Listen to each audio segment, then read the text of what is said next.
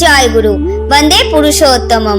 পরম প্রেমময় শ্রী শ্রী ঠাকুরের রাতুল চরণে আমার শতকোটি প্রণাম এবং আপনাদের প্রত্যেকের আমার আনন্দিত জয় গুরু। আজকের আলোচনার বিষয় হলো সৎসঙ্গীদের নিত্য করণীয়।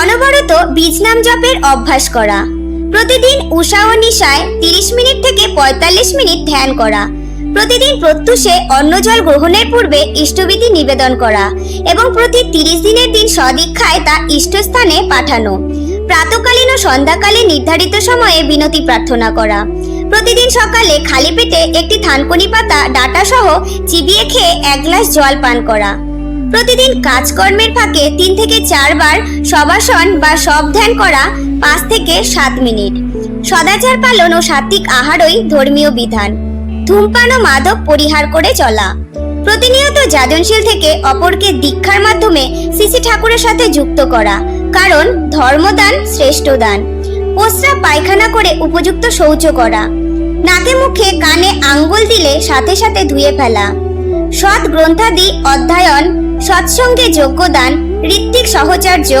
আচার্য দর্শন, প্রণাম ও ঠাকুরবাড়ি যাওয়া একান্ত কর্তব্য। অন্যের পোশাক ব্যবহার ও অপরের বিছানায় শোয়া ও বসা ঠিক নয়। রান্নার সময় খুব নাম জপ করতে হয়, স্নান করে তবেই রান্না করতে হয়। ঠাকুরের ভোগ রাখছি ভাবতে হয়, যা ঠাকুরের ভোগ নয় তার রান্না ও খাওয়া পাপ। দৈহিক সদাচার ও পবিত্র মনোভাব একান্ত কর্তব্য।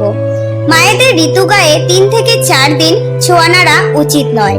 যে সদাচারী নয়, ইষ্টত্যাগী, তার হাতে রান্না বা ছোঁয়া অন্ন খেলে পতিত হতে হয়। এই বলে আমি আজকের আলোচনাটি এখানে শেষ করছি। জয় গুরু, বন্দে পুরুষোত্তমম।